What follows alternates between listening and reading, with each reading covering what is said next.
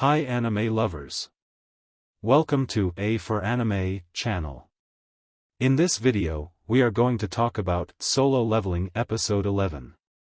The episode begins with as dusk falls, Sung Jinwoo retreats into the solitude of the woods, wary of the consequences that might arise from summoning the Instance Dungeon.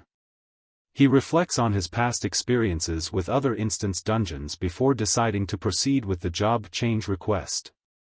Abruptly, a vast purple void gate, alive with lightning, appears before him. On the brink of entry, Jinwoo remembers he forgot to do his daily quest, but he decides it can wait until after. Deep inside the shadowy corridors of the dungeon, a knight stands silently in wait. In an elegant dining room, Yoo Jinho, the chairman of Yoojin Construction, leisurely swirls his wine glass while his son, Yoo Jinho, sits across the table, filled with nerves. As Jinho savors a sip of wine, a polite knock interrupts, heralding the entrance of Yoojin Sung, the older brother, who offers apologies for his delay. However, his father reassures him, stating he's arrived precisely on time. Jin Sung exchanges pleasantries with Jinho, remarking on the length of time since their last meeting, as Jinho meets his gaze with a sense of defeat. Back in the dungeon, Jinwoo navigates a corridor and everything appears unexpectedly normal until he receives a notification informing him that in this area, the use of potions, full recovery, and access to the store are prohibited, and he won't be able to recover his stats upon leveling up or leave until the quest is completed.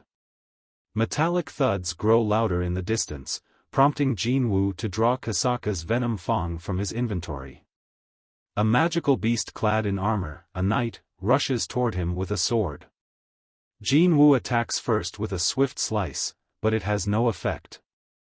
Taken aback, he faces another charge from the knight, and their blades clash. Using his agility, Jinwoo gains some distance and uses an active skill, Fatal Strike. Aiming for a critical hit to the knight's chest, but again he fails to breach the armor. Nimble and quick, he dodges the knight's strikes and, recalling his bare-handed victory over Kasaka, replicates the feat by tearing the knight in two with his sheer strength. The knight's helmet clatters to the ground, its body emitting smoke as it falls defeated, and Jinwoo gains a level. Regretting his wasted fatal strike, Jinwoo braces for another fight as more knights advance toward him. During the tense family dinner, Jinho's meal remains untouched as his father attempts to ease the atmosphere, inquiring about Jinsung's progress with forming the Yoojin Guild and their struggles to recruit an S-rank member. Jinsung reveals their attempts to enlist Cha Hae-in and Min Byung-gyu were unsuccessful, leading him to seek an S-ranker from Europe and the Middle East, reminiscent of Hwang Dong-seo's situation. Suddenly, he addresses Jinho's C-rank dungeon escapades and his ambitions, warning him not to go against his own guild plans. Jinho stays silent amidst their father's gaze, yet internally he reassures himself of his secret advantage, Jinwoo. In the thick of battle, Jinwoo tirelessly combats one foe after another using nothing but his physical prowess. However, he quickly realizes that even his stamina has its limits. Just as he considers a brief rest, he senses a stealth attack. Narrowly evading this, he takes out a stealth assassin, and swiftly dodges a blast from a mage. This onslaught of enemies reminds Jinwoo of past confrontations and the specific strategies needed to overcome each type. As the relentless assault wears him down, Jinwoo acknowledges the need to enhance his intellect attribute to effectively counter mages, and wishes to conserve his own skills, all while battling growing fatigue. At the Hunters Guild, Guild leader Choi Jong-In gets ready to board a helicopter with Cha Hae-in and other high-ranking hunters. They're going on an exploratory mission to Jeju Island, the site of a failed raid years ago. Choi is determined to return one day to finish the fight. Jinwoo finally finishes off the last of his enemies and finds a B-rank chestplate on one of the corpses.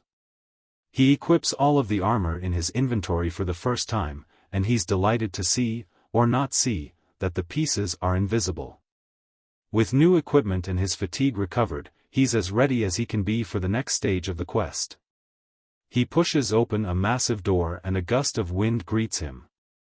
When Jinwoo sees his opponent, he can't help but be reminded of the mysterious double dungeon. Knight Commander Igris the Bloodred, a foe clad in plate armor as bright red as his overhead name, stands in front of an empty throne. Jinwoo is intimidated by his mere presence. Igris raises his sword and then launches himself toward the hunter with lightning speed. Stone pillars crumble with a swing of his blade. Jinwoo does everything he can to defend himself, but it's clear he's outmatched. He puts away his dagger, which can't pierce Igris's armor, and his enemy sets down his own weapons to keep the fight fair. Meanwhile, at the Hunters Association, Yoo Jinho enters Chairman Go's office for a chat. Choi calls to thank Go before they leave for Jeju Island. Go credits him with keeping the island in the public eye to gain support for the mission. Back in the throne room, Igris grabs Jinwoo and throws him into the ground in the blink of an eye. The hunter barely blocks the following barrage of punches and survives the onslaught thanks to the armor he equipped. Jinwoo activates his dash skill and attacks, but he still can't catch Igris the Bloodred. Igris easily throws him around the throne room. Jinwoo counterattacks, finally landing a solid kick to Igris's throat. Enraged, Igris increases his attacks, landing another blitz of punches and kicks before finally tossing Jinwoo into the wall above the throne. Jinwoo lands on the seat, incapacitated and struggling to breathe. Igris approaches with deadly intent.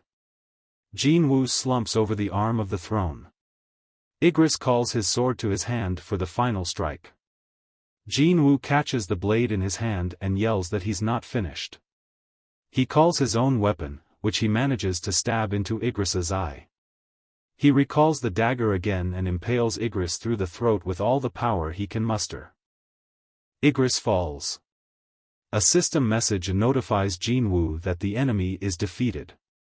Jinwoo considers his victory a fluke since he was clearly outmatched as he looks at his rewards, which include the S-rank helmet Igris was wearing, a rune stone for the skill ruler's hand and a teleportation stone for the next round of battle. Jinwoo is shocked to discover he must make it through even more relentless waves of enemies. The longer he lasts, the more advancement points he gains to spend on a higher class. Just as Jinwoo reaches his limit, however, an enemy knocks the teleportation stone from his hands. Knights surround Jinwoo as climax of the quest comes near. Now, there's just one episode left to complete Season 1. I hope you enjoyed the episode. For more videos, don't forget to subscribe the channel. I'll see you guys in the next video. Have a nice time.